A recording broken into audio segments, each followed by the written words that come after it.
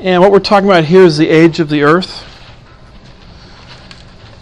I think I mentioned this before, but if you were taking this from a secular school, they would give you an age, a date when supposedly everything began. So since this is a Bible school, I think we ought to consult the Bible about it. And I think the Bible reveals the origin of man, when man first came into existence. But before you can develop a date on it, you have to buy into three assumptions. And the reason evangelical Christians don't agree on this is because they disagree on these three things. But if you come down a certain way on, number one, the length of the days of creation, in other words, were they ordinary days, or does each day represent 1,000,000 years or 1,000,000,000 years? Number two, the gap theory. Is there a gap of time between verse 1 and verse 2 in Genesis 1? And then number three, the biblical genealogies. There's two genealogies in early Genesis. One is in chapter 5, one is in chapter 11. Are those genealogies closed or open? A closed genealogy means there's no missing generations between each of the names. An open genealogy means that between each name there could be missing generations. So, if you believe the days of creation are 24 hours, if you believe there is no gap of time between verse 1 and verse 2 of chapter 1, and if you believe the genealogies are closed, you can establish a date for the origin of man. So before we get to the date, let's talk through each of these ideas. Are the days of creation ordinary days? And there's four views on this. The first day is what's called the revelatory days view. And basically what that view says is each day of creation is not the length of time that God created. It's the time period that God showed Moses how he did it. In other words, Genesis 1 is not saying God created in 6 24-hour days. What it's saying is he showed Moses the movie. And the movie lasted 6 24-hour days. The second view is solar days, but they're non-consecutive. In other words, each day is a 24-hour day, but there could be 1,000,000 years between each day. Okay? The third view is the most popular view. It's called the day-age theory. Each creation day is an age of time. Like each day of creation could be 1,000,000 years or 1,000,000,000 years. Not a 24-hour day. And then there's a viewpoint that I am trying to argue for in this class, that these are solar consecutive days. In other words, each day is a 24-hour day, and the days are consecutive. In other words, day 2 follows day 1 immediately. So that may be a little confusing at first, but let's walk through these. The first view is what's called days of revelation. And Aretha, can you look up Genesis 24:12?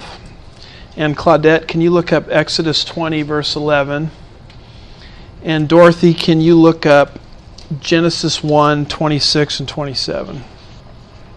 Okay, this view is basically saying, look, each day of creation is not a day of creation. It's a day of revelation. God showed Moses what he did on day 1, but the vision took 24 hours. See the distinction there? So it's not God doing it in 24 hours, it's God showing Moses how he did it, and God showing Moses how he did it took 24 hours. That's the days of revelation view. And that view revolves around Genesis 24:12. Who has that? O Lord, the God of my master Abraham, please grant me success today and show loving kindness to my master Abraham. Okay, you see the verb show? That's the verb asa. which is used in Exodus 20, verse 11. Same verb. So who has that verse? For in 6 days the Lord made the heavens and the earth, the sea, and all that is in them, and rested on the seventh day. Therefore the Lord blessed the Sabbath day and made it holy. Okay, asah is used in Exodus 20, verse 11. In 6 days the Lord made. It really is asah. So people say what it really should say is in 6 days God showed. And so they want the verb to be used the same way it's used in Genesis 24:12. That's the logic of the view. Now, one of the key things to understand about language,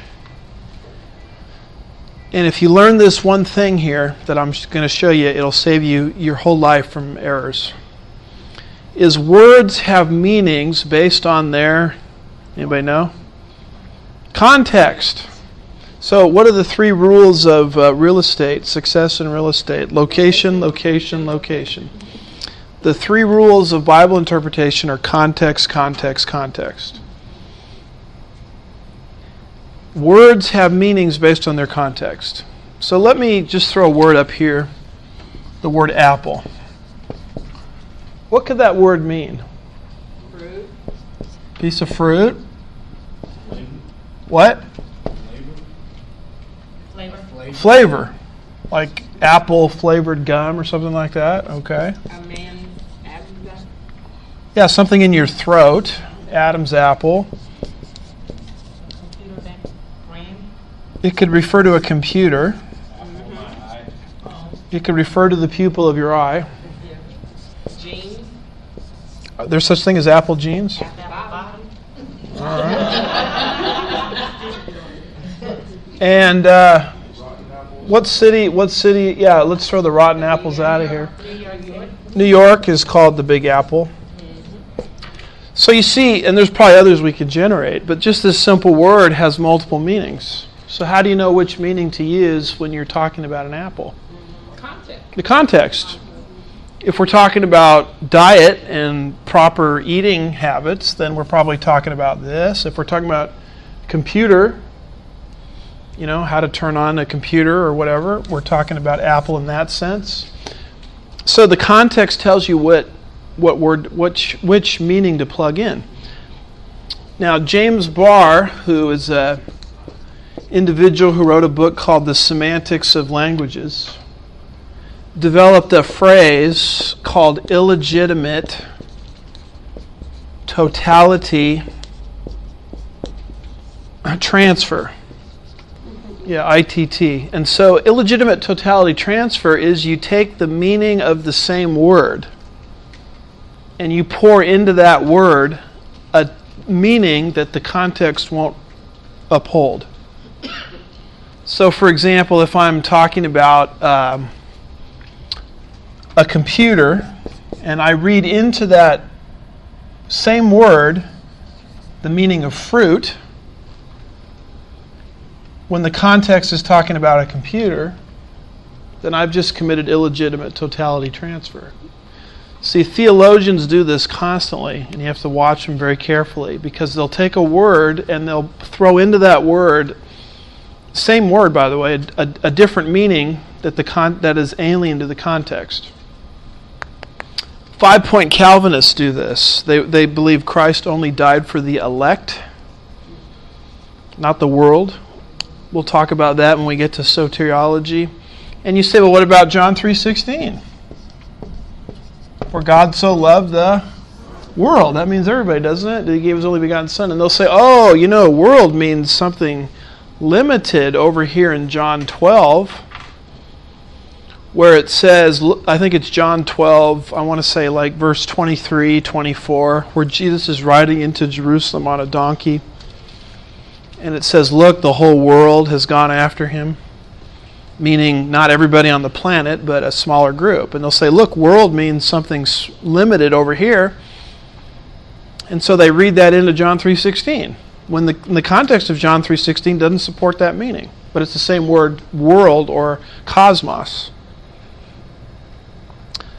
So yes, that's what world means in John 12, but that's not necessarily what it means in John 3:16, because words have many meanings, right, depending on context. So what is going on here with this days of revelation view is, yes, asah can mean to show in Genesis 24:12,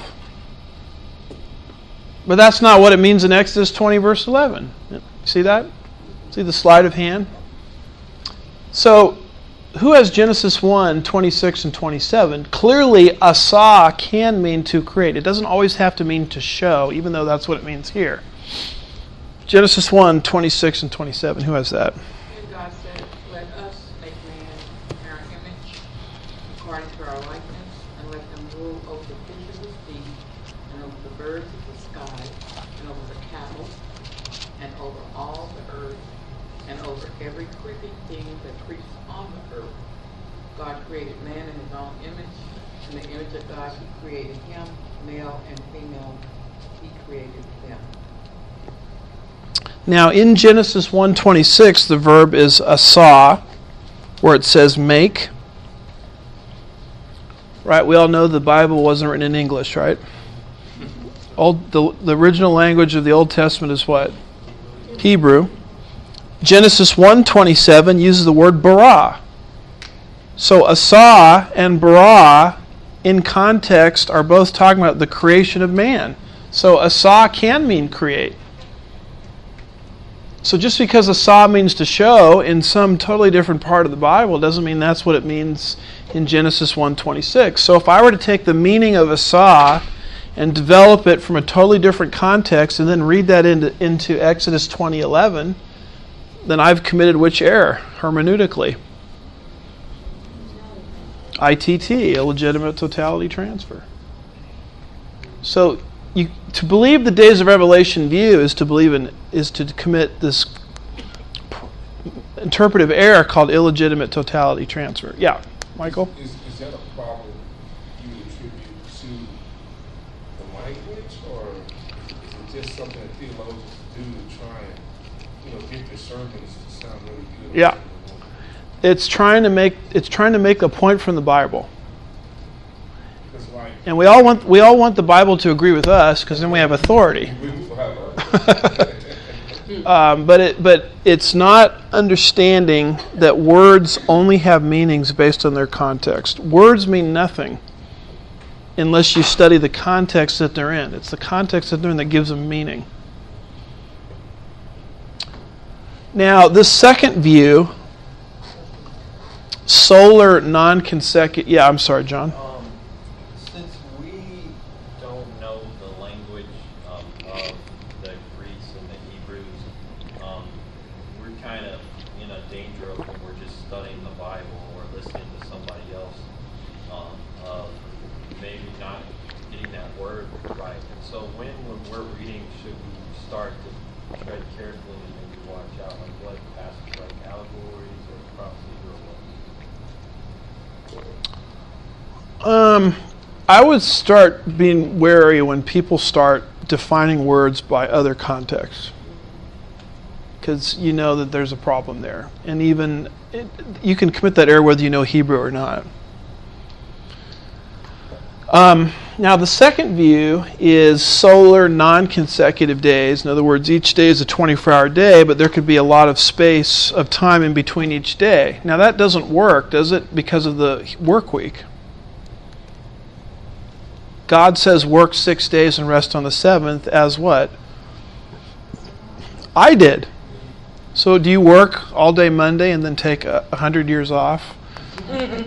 Work all day Tuesday, take 1,000 years off? It doesn't make any sense. So that view doesn't really jive well with Exodus 20 verse 11.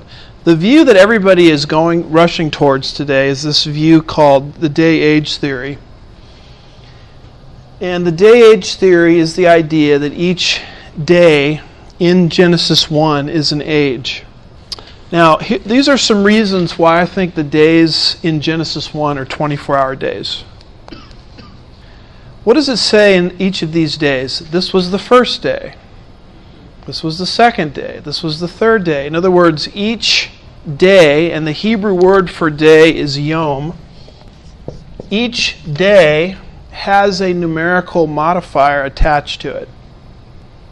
Now, when you have yom, day, with a numerical modifier, that combination, yom plus the number, and in this case it's called a ordinal modifier, first, second, third. When yom is attached to a number like that, that occurs 359 times outside of Genesis 1 and 2 in the Old Testament. And without exception, every single time, yom plus attached to a numerical modifier always means a 24-hour day. So God tells Joshua to walk how many days around the walls of Jericho? 6 days. And nobody thinks, he was out there 6 billion years walking around. But we got a yom plus a number. So every single time you've got yom plus a number, it always means a 24-hour day. So then why would Genesis 1 be the one exception? That doesn't make any sense. Not only that, but Genesis 1 doesn't just say first day, second day, third day. It says there was what? Evening and morning. So it has yom plus a number plus another. There's not just one modifier, there's two. Evening and morning. Now, study throughout the whole Old Testament, yom plus evening and morning. That combination is used 38 times outside of Genesis 1 and 2, and it always means a 24-hour day. So why would yom plus evening and morning mean anything different in Genesis 1? So I guess what I'm trying to say is you don't just have one numerical modifier, you have two. So to me, it's overwhelming that it's talking about 24-hour days. It's overwhelming. You throw into that the basis of our work week comes from God's pattern in creation. We are to work 6 days and rest on the seventh, just as what? He worked 6 days and rested on the seventh. Don't we do this? Don't we work 6 24-hour days and take a day off generally? So the whole analogy doesn't make any sense if each day is a billion years. Now, Jazz, look at Genesis 5:5. How old was Adam when he died? Can you read that, Jazz? So all the days that Adam lived were 930 years and he died. So Adam died at the age of 930, right? Now let's think about this for a minute. If Adam lived, if he was created on day 6, let's say halfway through, and he lived through day 7, then how old was he when he died? He would not, and each day is a million years, let's pretend. He would have not have been 930 years when he died. He would have been 1,500,930. See how silly things get? So my point is, whatever you're doing in Genesis 1, it's going to affect the rest of how you treat other Bible passages. So I just take God at His word on the first page, and I don't have to fiddle around with the rest of the Bible. So you put all this together, and there's a very solid case for a 24-hour day, six solar days, 6 24-hour days, creation week. So then why do people believe that each day is an age? Well, this is a quote from Gleason Archer, who is a very reputable Old Testament scholar. He knew like 20 plus Semitic languages. He was a genius. He's dead now, so he knows better. But he's the kind of guy that he proposed to his wife, and he wanted to go talk to his wife's parents, who lived in France. So on the plane ride over, he learned French. That's what kind of genius he was. And so he's forgotten more about Hebrew than I'll ever know. But look at what he says in his book. This is from his survey of the Old Testament. He says, from a superficial reading of Genesis 1, the impression would seem to be that the entire creative process took place in 6 24-hour days. In other words, what the text is saying is God took 6 24-hour days to do it. Look at the next sentence. This seems to run counter to modern scientific research, which indicates that the planet was created several billion years ago. Now, there's a big difference between exegesis and what? Eisegesis. Exegesis comes from the Greek preposition ek. It means out of. You're drawing out of the text what it says. Eisegesis comes from the Greek preposition eis, which means into. You're reading into the text what isn't there. So, which one do you think we should use? Exegesis, because this is God talking. We're not to bring our own ideas to God. We're to figure out what God is saying. But look at this quote here. What's he doing? Exegesis or eisegesis? Eisegesis. Gleason Archer doesn't believe in 6 24-hour days because he's more impressed by what? Modern scientific research than what God is actually saying. See, you're doing one of two things with the Bible. You're either trying to make it fit your preconceived notion. And I know this because I did this for many years as a Christian, because I was taught that evolution is a fact. And I became a Christian and I said, well, I got to make the Bible fit what they taught me in the classroom. So subconsciously I was doing all this stuff. The problem is you walk away with something God never said. Is there a hand that was up? Oh, yeah. So did he develop this thought, or when he wrote this, did it just cause this huge uproar? Oh, it's already been around for a while. You know, the day-age theory. He just kind of made it more scholarly, I guess. Yeah. Because, I don't see a problem with that particular statement. I guess you have to have a certain respect. Because I would expect it not to run. Yeah, you'd expect science and the Bible to line up. Yeah. But see, what is being touted as science is really man's opinion. So when it contradicts the Bible, you know it's not true science. You're saying when it contradicts the Bible? Yeah. It's not true science? Yeah. I think science always contradicts the Bible. It doesn't line up with the Bible because it's not. No, it does, because when we define what science is something observable, testable, repeatable. Well, we believe by faith, right?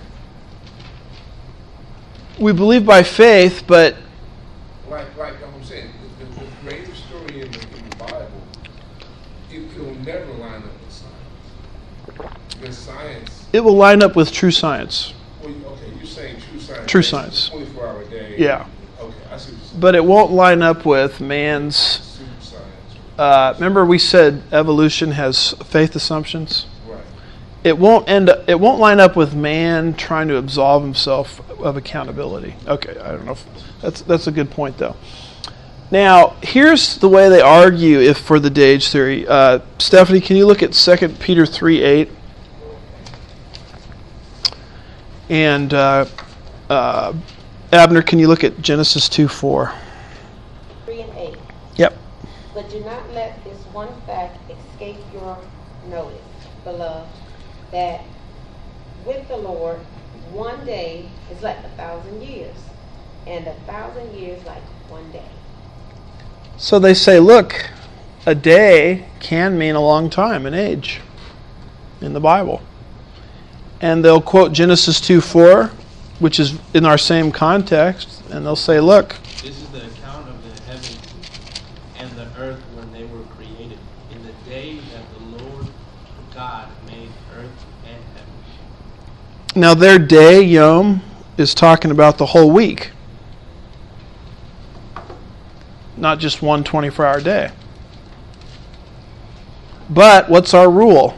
Words have meanings based on their context. And in our context, we have specific numerical clues that you do not find Here or here. Evening and morning and a number. So look at this sentence. I got this from Ken Ham. He says, back in my father's day,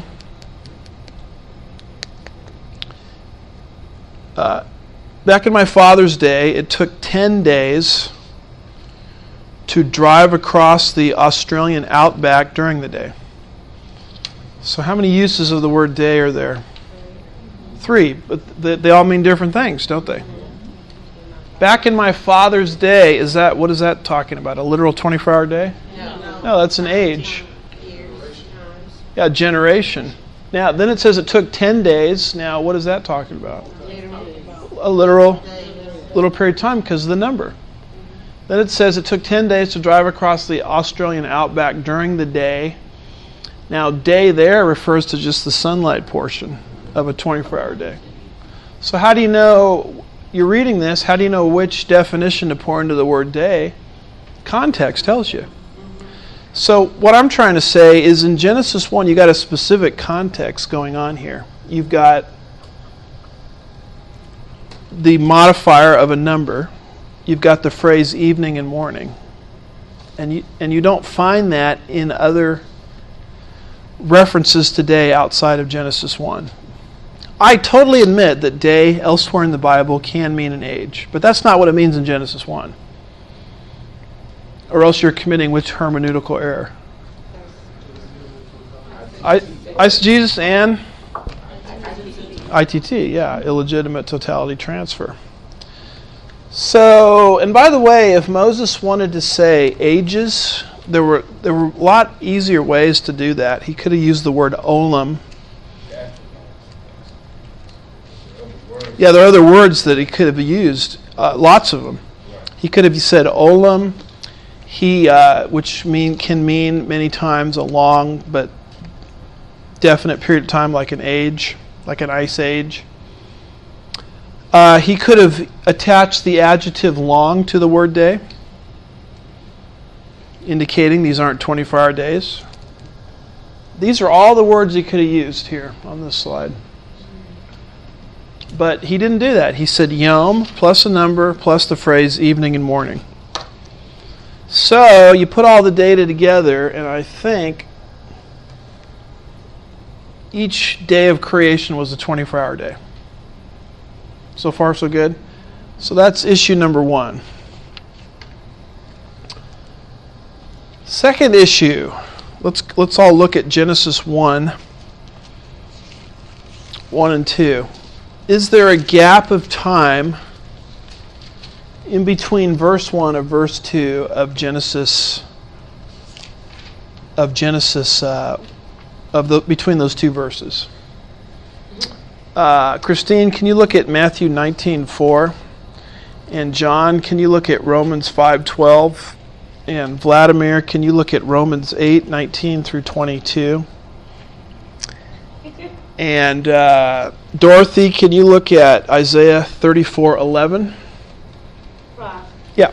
we asked what's your definition of time? Time? Because you said a gap in time.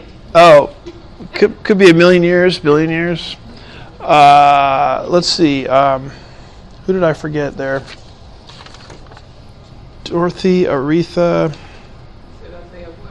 Audra. I forgot Audra. Yeah, Isaiah 34:11. Audra, can you look at Jeremiah 4:23. Katie, can you look at Genesis 1:11? Claudia, can you read Genesis 1:1 and 2? Yeah. In the beginning God created the heavens and the earth. The earth was formless and void, and darkness was over the surface of the deep, and the Spirit of God was moving over the surface of the waters. And read verse 3. Then God said, "Let there be light," and there was light. Okay. If you got the Schofield Bible, and if you got people in your church that are older, like grandmas and grandpas and things like that, a lot of them will believe in the gap theory because that's what their generation was taught. And the gap theory, and I'm going to ask you what the gap theory is on the test, so you need to have a definition of it, but It's this idea that original creation was brought into existence on the first day of creation. Verse 1. And then between verse 1 and verse 2, you've got millions or billions of years, how many you need are there. And that's when Satan fell. So we put a big gap of time between verse 1 and verse 2. We put the fall of Satan in there. And then verse 2 is a description of the chaotic conditions of the world and the fossil record. Some believe there was a creation before creation. There was some kind of pre-Adamic race that got wiped out, even animals that got wiped out during that time period. And verse 2 is a description of the chaos in the world. It says the earth was formless and void. Darkness was over the face of the deep. The Spirit of God was moving on the waters. So you've got darkness. You've got the Spirit of God is grieving, supposedly. And then in verse 3, God starts putting things back together. He starts renovating what got broke. You said the gap theory is the idea that creation was formed over a period of time? No, it's in between verse 1 and verse 2. There's a huge chunk of time. And that's where Satan fell. So let's do this. So let's do it this way. Verse 3 is renovation. The creation week is fixing what got busted. So you buy a new house. You go away on vacation. You come back to the house. Someone broke in. They graffitied the house. They broke the windows. So you got to go back and you got to put the house back together. You got to repaint it, fix the windows. So you're not creating in the creation week a house from scratch. You're fixing what got busted. And so supposedly that's what's going on. Now, why would people want to believe this? They want to believe it because now you have an explanation. Now you got your billions of years here. So you can make the Bible fit modern scientific thought that the earth is billions of years old. And so you don't look like a fool. That's really what the motivation of it is. So, what are some problems with the gap theory? The best critique of the gap theory is this book called Unformed and Unfilled by Fields. We have it in our library. If you wanted to do part of your 500 pages reading out of that book, I'd be more than happy to let you do it. But here are basically some problems with the gap theory. Number one, in Hebrew, at the beginning of verse 2, it doesn't show up clearly in English, but in Hebrew there's a conjunction, and, which links verse 2 back to the end of what? Verse 1. So those verses are linked. So it seems kind of weird to put a billion years between those verses. A second problem with the gap theory is Exodus 20, verses 8 through 11, gives you the impression that God did not renovate during the creation week, but He created. Now, I gave out Exodus 20 earlier, didn't I? Who had that? Can you reread that? Exodus 20 and 11? Yeah. Go ahead, whoever has it. Okay. Remember the Sabbath day to keep it holy. 6 days you shall labor and do all your work, but the 7th day is a Sabbath of the Lord your God. In it you shall not do any work, you or your son or your daughter, your male or your female servant or your cattle or your sojourner who stays with you. For in 6 days the Lord made the heavens and the earth, the sea and all that is in them, and rested on the 7th day. Therefore the Lord blessed the Sabbath day and made it holy. For in 6 days the Lord, what? Yeah, it doesn't say the Lord fixed everything that got busted by Satan. It says in 6 days the Lord made the heavens and the earth. It's not a renovation, it's a creation. Now, if you go back to Genesis 1:1, there's two words in Hebrew. They're called tohu and bohu. And when it says the earth was formless and void, that's tohu and bohu. Tohu and bohu, when you look them up in a dictionary, mean unfilled and unformed. They don't mean chaos. Because what the gap theory people want you to believe is tohu and bohu mean that the world was in a chaotic state because Satan fell. It was not in a chaotic state. It was in a state that was unfilled and unformed. There was nothing, all right, you buy the house. There's nothing wrong with the house. You just need to fill it and form it. You need some paint, you need carpet, you need furniture. There's nothing wrong with the house. You just have to fill it and form it. You follow? So that's what those words mean. Now, what they say is no, but tohu and bohu mean chaos over here and over here. Who has Isaiah 34:11? But health and his house will possess it, and all invaders will dwell in it, and he will stretch over it the line of desolation, and the plumb line of Jerusalem. And Jeremiah 4:23.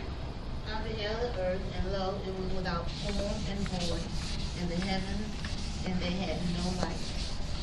So those two verses are using tohu and bohu to describe the condition of the earth in the final judgment.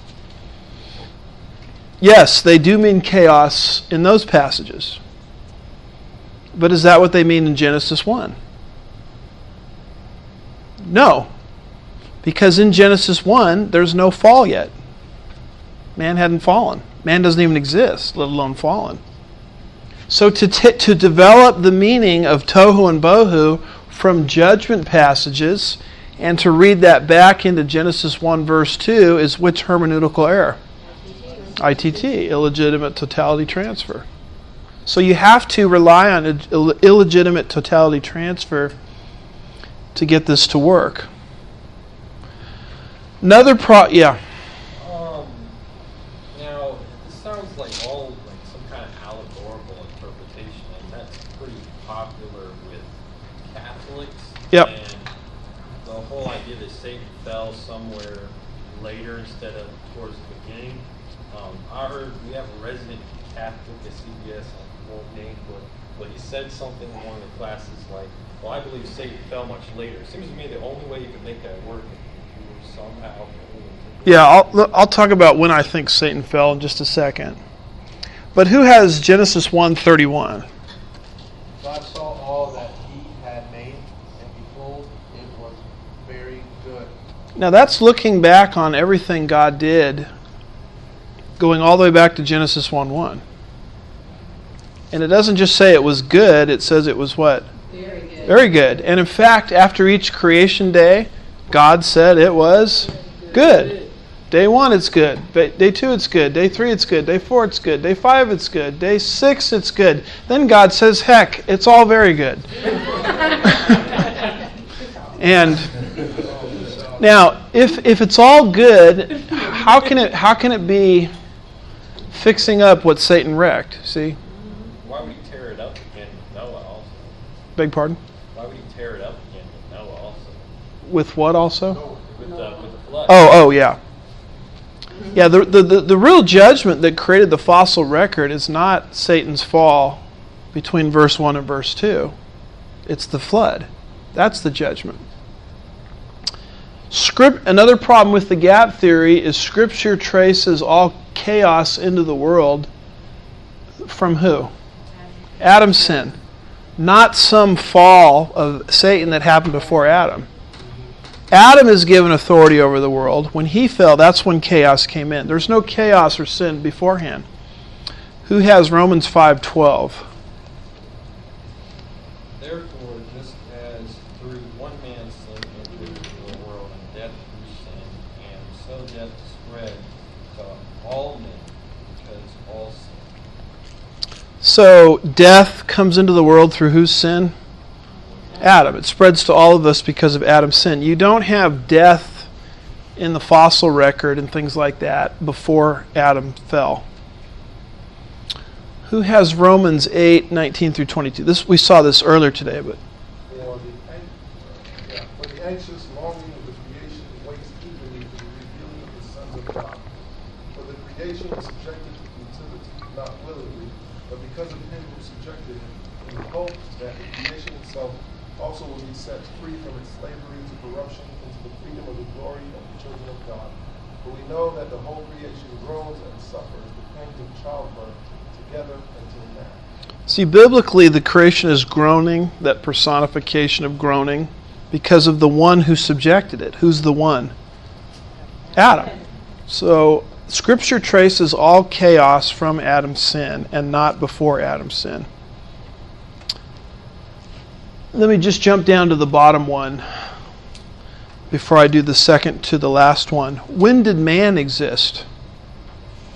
Well, the gap theory says you could have billions of years before Adam was even showed up on day 6.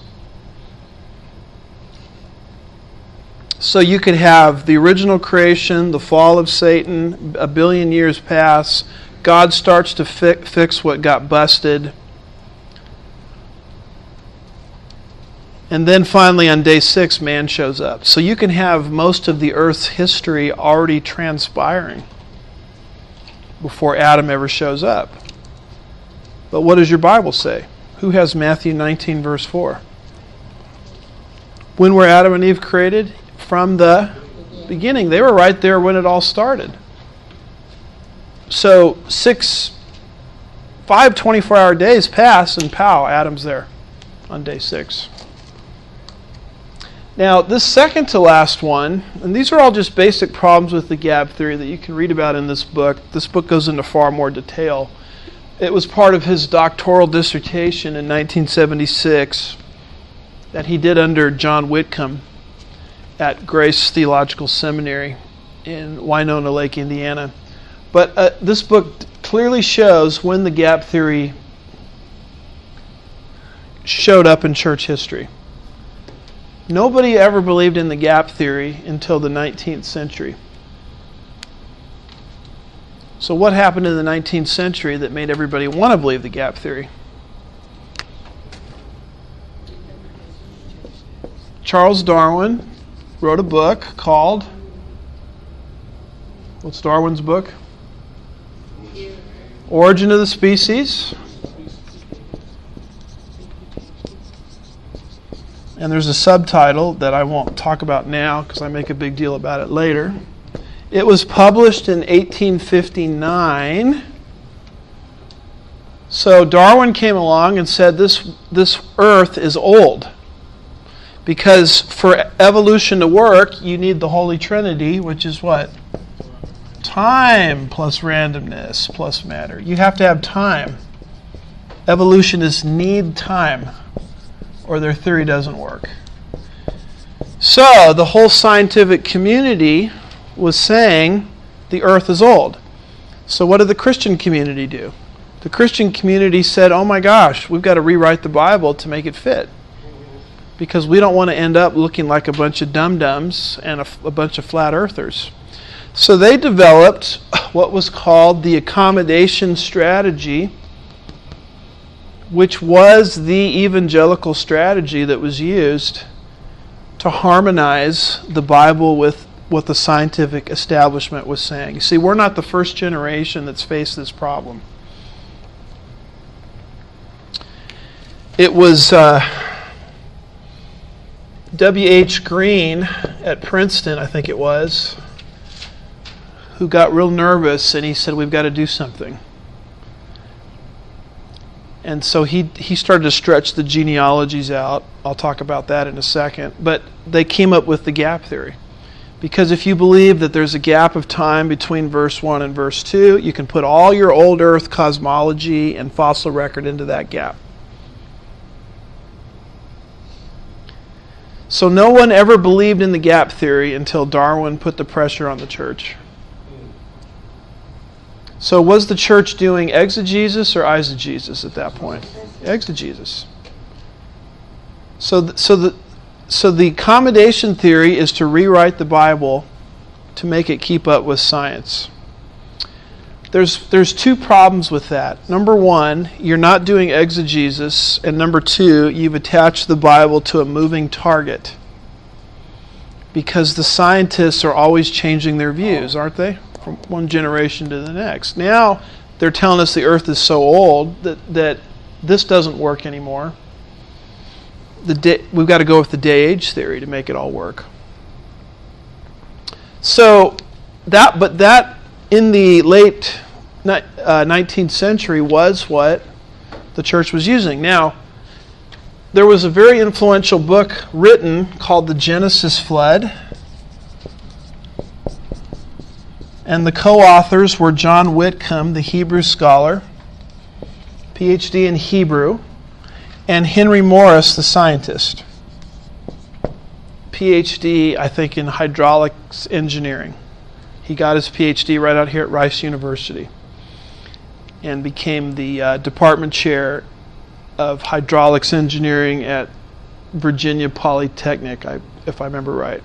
He's dead. Morris is still alive. The book was written in about 1960.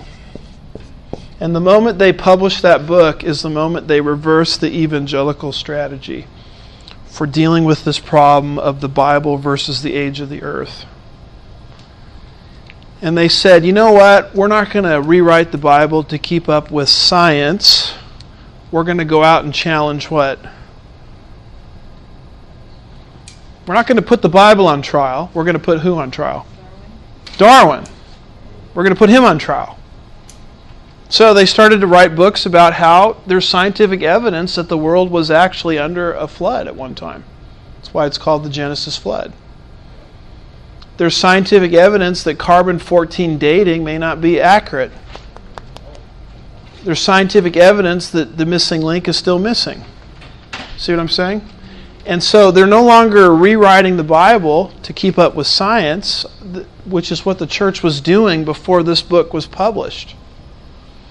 The church was doing a accommodation model, which I like to call backward Christian soldier. You're so scared of the scientific world that you keep backing up and rewriting the Bible.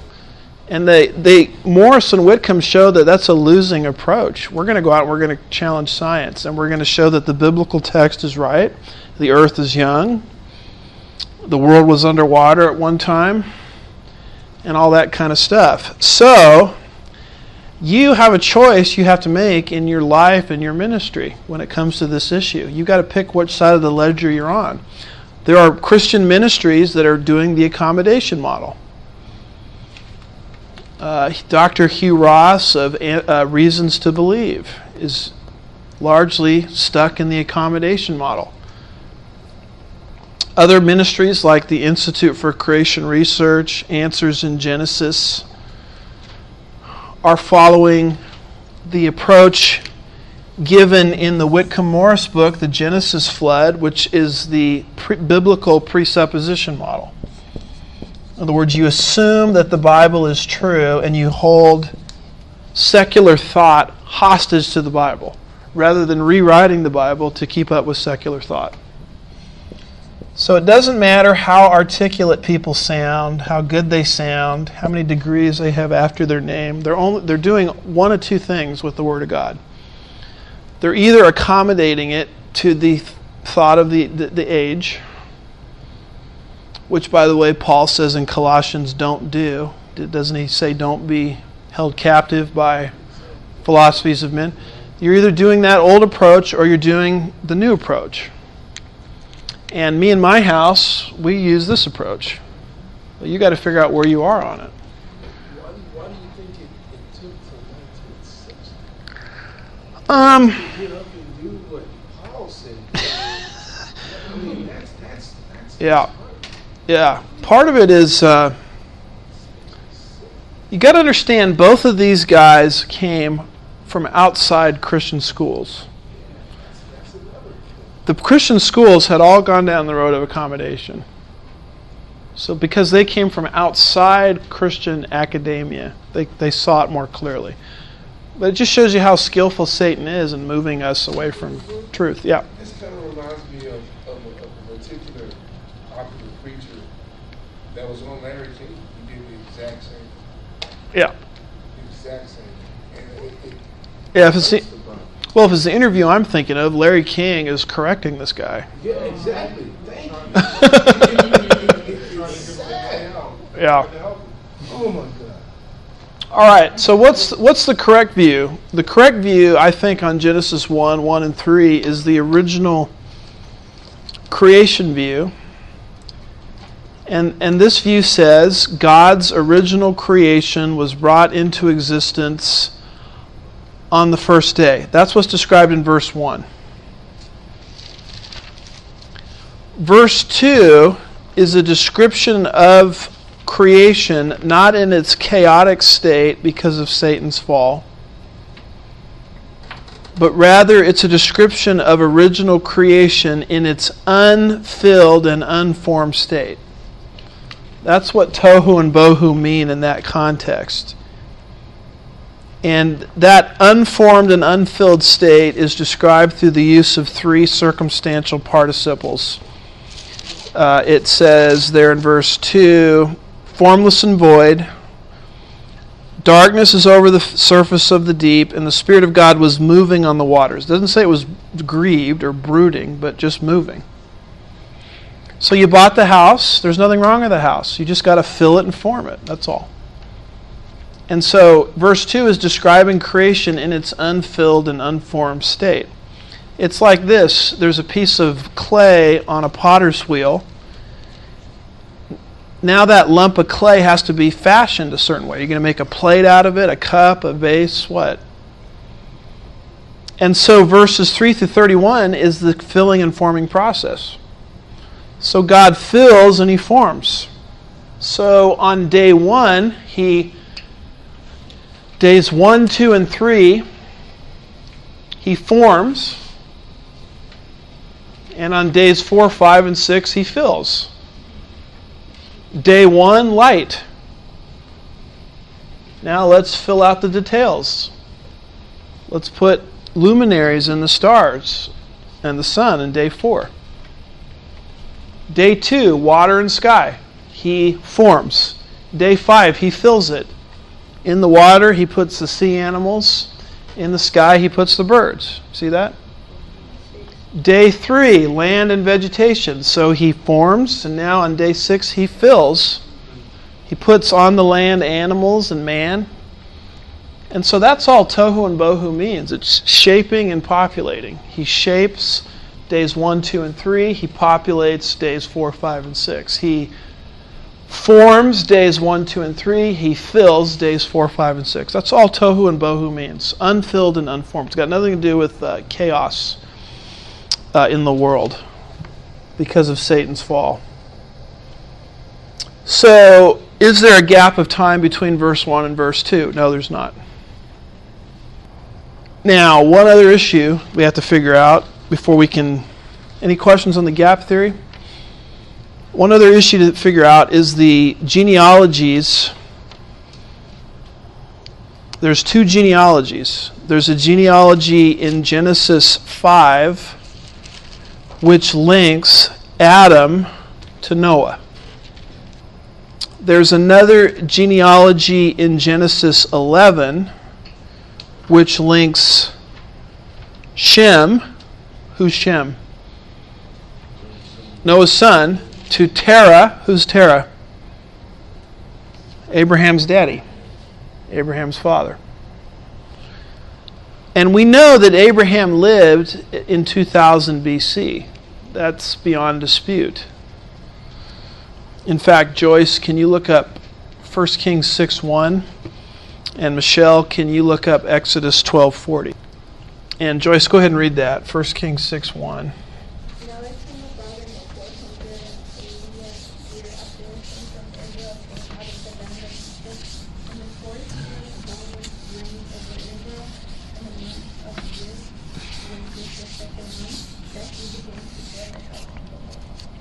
Okay, when did they start building the temple? In the which year of Solomon's reign?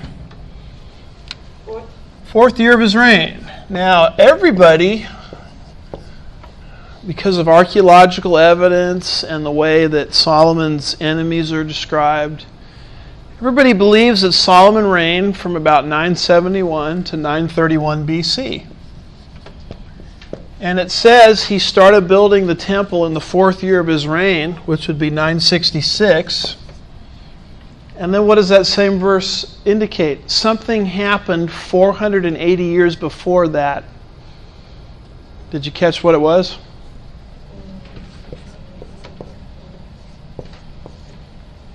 What happened? The sons of Israel came out of the land of Egypt. And that's what we call the Exodus. So if we go to 966 BC, now remember with BC, the larger the numbers you get, the earlier it is. It's not like AD, where the larger the numbers, the later it is. Okay. So if we go from 966 BC and we back up 480 years, that takes us to which year? I mean, you have to add that, right? Yep. 6 and 8 is 14. 4 down, you carry 1. 14. So what happened in 1446 BC? The Exodus happened. Yes. See how I got that? 966 is when Solomon built the temple. That text tells us 480 years before that the Exodus happened. So you go to 966, back up 480 years, you come to 1446. Then, Michelle, read your verse. Now the time that the sons of Israel lived in Egypt was 430 years. So they were in Egypt for how long before the Exodus? 430 years. 430 years. Now that verse that she just read is Exodus 12:40. That's Passover, and as they're taken off, getting out of Dodge, the 10th plague. So if we back up another 430 years, we can figure out when Jacob came into Egypt to get grain in the midst of famine. So let's add these up and we come to which number? 1876. So 1446 is when the Exodus happened. 1876 is when, I think it's in Genesis 46, Jacob came down into Egypt to get grain in the midst of famine, because Exodus 12:40 said the children of Israel had been there for 430 years before the Exodus. So 1 Kings 6:1 gives us the date of the Exodus. Exodus 12:40 gives us the date of Genesis 46. Now, once you get to 1876 BC, you just pay attention to the ages of people, and you could develop a date for anybody's age in the book of Genesis. So Abraham lived in the year 2000 BC. Okay? So if Abraham lived in the year 2000 BC, and Genesis 11 gives us the genealogy from Abraham's dad back to Noah's son, it's a very precise genealogy. It gives us the ages of everybody, when they died, how old their kids were, how old they were when they had their kids. And then Genesis 5 traces it genealogically from Noah back to who? Adam. You can figure out when Adam got his belly button, basically, assuming he had one. So we go to this date of Abraham here, and then we go to the Genesis 11 genealogy, which takes us from Abraham back to Noah. And then Genesis 5 takes us from Noah back to Adam. Just by paying attention to the numbers, we can figure out how old Adam was, or when Adam showed up on the scene. You follow what I'm doing here? So we can find out how old he was when he showed up? When he was created. What year? So it's all based on biblical data. But here's the catch. You have to believe that there's no missing genealogies in the generations between Genesis 5 and Genesis 11. That's the catch. I don't think there are any. And let me show you why. Stephanie, can you look up Genesis 4:25? and Michael, Genesis 4:26, and Vladimir, Genesis 5:29, and Christine, Jude 14.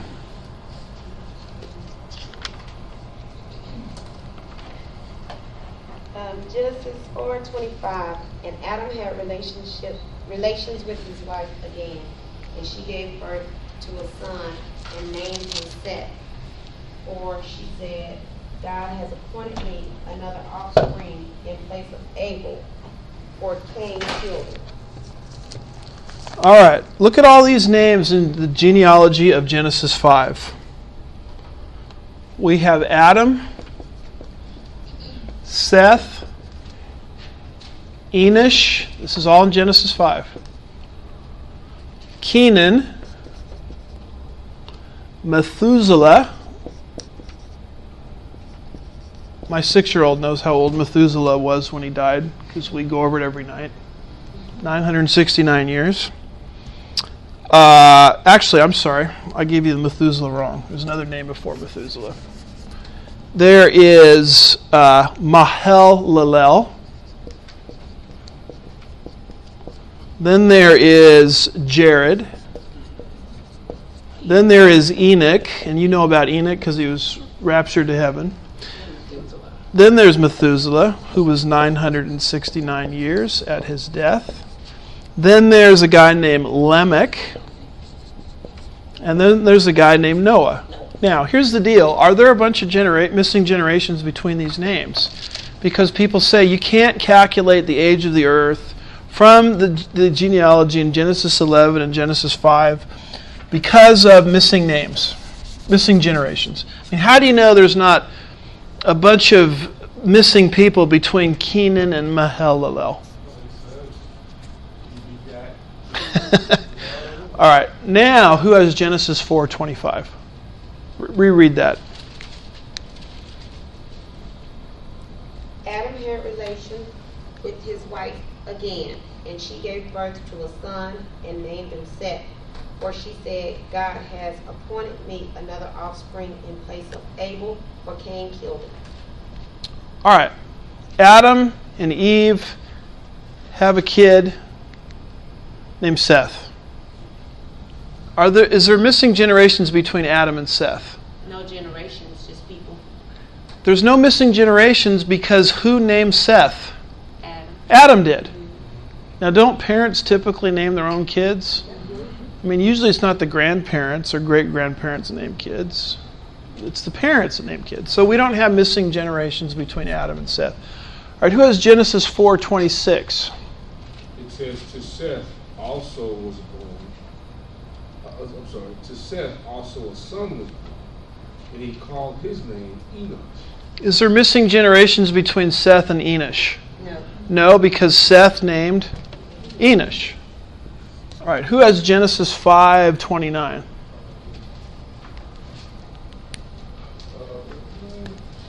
Now he called his name Noah, saying, this one will give us rest from our work, and from the toil of our hands arising from the ground and north is good. That's Lamech, and Lamech named who? Noah. So there's no missing generations between Lamech and Noah. All right, who has Jude verse 14? It was also about these men that Enosh, the seventh generation from Adam, prophesied, saying, behold, the Lord came with you thousands. Okay, that verse says Enoch was the seventh from Adam. Jude verse 14. So let's count. Here's Enoch. 1, 2, 3, 4, 5, 6, 7. So between Enoch and Adam, there's no missing generations. See that? So are there missing generations in any of the names in Genesis 5? I would say no. It's not what the text is saying. So Genesis 5 is what you call a closed genealogy. Now, why do people think there's missing names? They think there's missing names because of Matthew. Did I give out Matthew 1:8? Somebody, Joyce, since you're looking over there, why don't you look at that, read that real fast.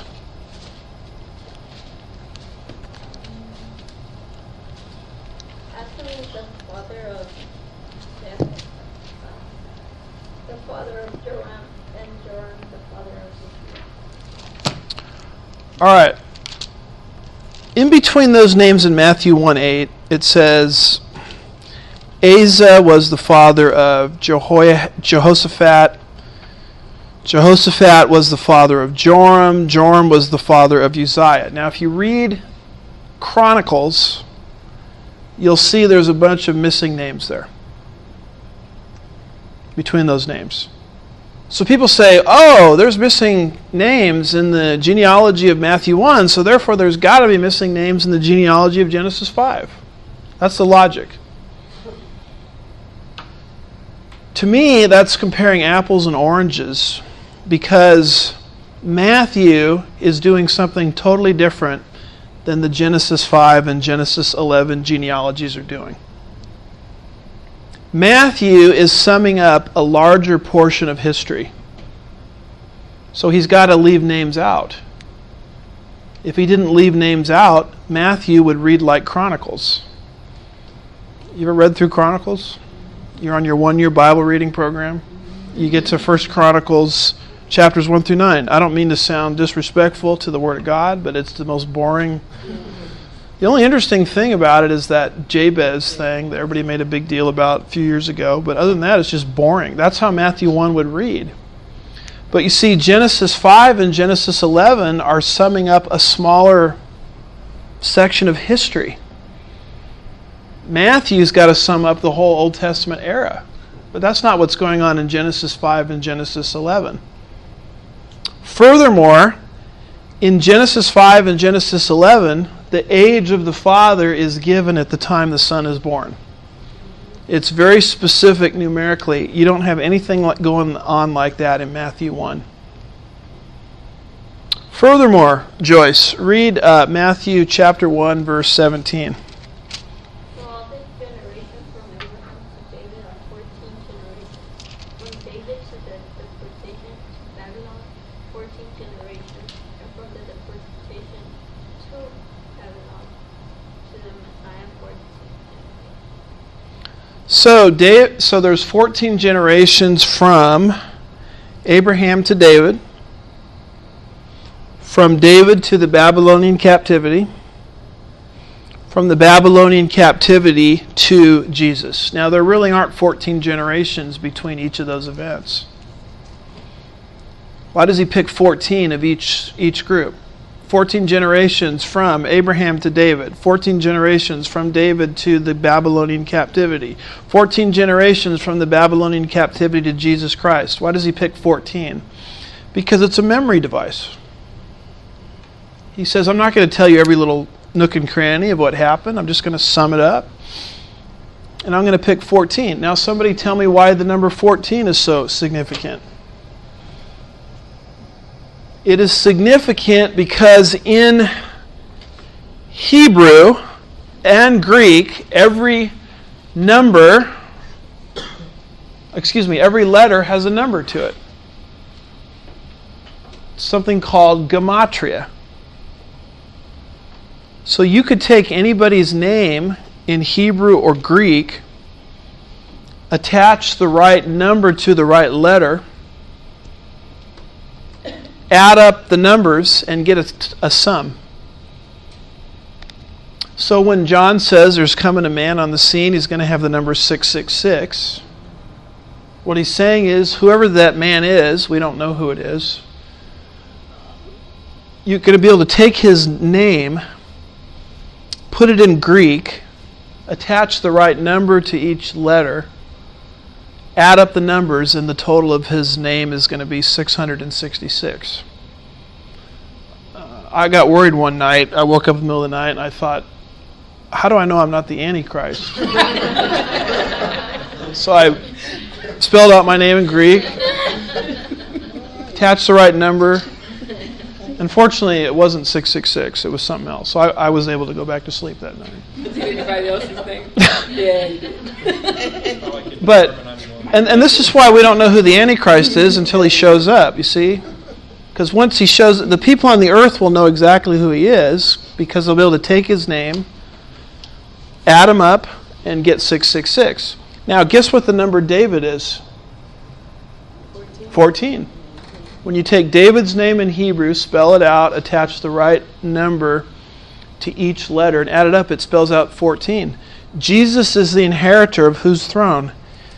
David's. That's why Matthew, written to a Jewish audience, is using this gematria to identify who Jesus is. That's why he picks 14. He's not saying there's exactly 14 generations in between Abraham to David, David to Babylon, Babylonian captivity to Christ. He's selecting 14 generations to show the Davidic heirship and identity of Christ. If you follow? So in other words, what I'm trying to say is Matthew is doing a bunch of stuff literarily that's not happening in Genesis 5 and Genesis 11. So therefore, in Genesis 5 and in Genesis 11, I don't think there's missing gaps of generations the same way you have them in Matthew, for the reasons I've stated. So, if there's no gap of time between verse 1 and verse 2 of Genesis 1, if the days of creation are 24-hour days, and if the genealogies of Genesis 11 and Genesis 5 are closed, you could articulate a date for the origin of man. So I think what the Bible teaches is that the earth is a lot younger than we think. And before I give you the date, one other thing I want to throw at you is God can create with the appearance of age. People say, well, you're saying the earth is so young, why does everything look so old? God creates many times with the appearance of age, doesn't he? If you were to walk into Eden on day 6, how old did Adam look? Well, he's old enough to have sexual relationship with his wife. So he says, be fruitful and multiply. So he's at sexual maturity. He's talking. He's not saying, gaga goo goo with the thumb in his mouth. I mean, you would probably think he's 25, 30 years old, but he was created that day, you see? Christ's first miracle, he turns water into wine.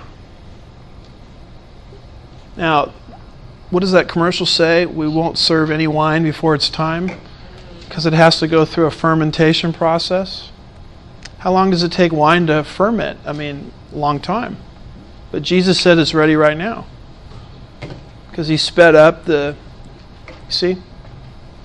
laws of nature. Even the feeding of the multitudes with bread, how long does it take bread to cook and rise? Jesus created it just like that. Furthermore, this world looks older than it really is because it's gone through 2 catastrophes, which are what? Fall and flood. So unless you analyze the world with those 2 catastrophes in mind, you won't come to the right. In other words, looks can be deceiving, is what I'm trying to say. Even the Mount St. Helens explosion that happened some years back, they looked at the rocks, and they looked just like rocks that had been there for billions of years because of the layers and deposition that were formed around those rocks. But that rock was created those layers were created instantaneously through one explosion. So looks can be deceiving. God can create with the appearance of age, and the world that we're in has been corrupted. So that's why people look at what I'm about to say and laugh at it. But biblically speaking, if there's no gap of time between Genesis 1:1 and 1:2, if the days of creation were 24 hours, And if the genealogies of Genesis 5 and 11 are closed rather than opened, the date for the origin of man would be 4000 BC, meaning that our universe is about 6,000 years old, or our world. The professor that taught me this was Dr. Harold Honer, who had 2 PhDs, by the way, not a village idiot. And one of the arguments he made is there's no archaeological evidence for man beyond 4000 BC. There's no evidence of human writing beyond 3500 BC. And the first guy to develop this perspective using the biblical genealogies to go back to a date of Adam was Archbishop James Ussher. And if you Google him, you'll find everybody smearing him. Because what has he taken away from the evolutionist? Time. Now, he wrote these things in a day before evolution came about. But he argued for a 4000 BC date, and so I want to leave you with some nice thoughts about Ussher, because this may be the last time in your whole life that you hear somebody publicly say something nice about Ussher, because everybody attacks him, because he destroys evolution, because he takes away time. So Archbishop James Ussher was also a distinguished theologian. This comes the Evangelical Dictionary of Theology. A distinguished theologian, recognized as one of the greatest scholars of his time. He was only one of 6 theologians to address the Parliament and the King. The Evangelical Dictionary of Theology states he was much sought after by contemporaries for his knowledge and beauty of character, and his personal impact was probably even greater than his scholarly legacy. So he was, of his day, a great scholar. So I felt obligated to talk you through this, because the secularist will give you a date for the origin of man, and I think the Bible reveals a date for the origin of man. I think it's 4000 BC. I think the world is about 6,000 years old. Anyway, I left you speechless, I guess. And I'll see y'all next time.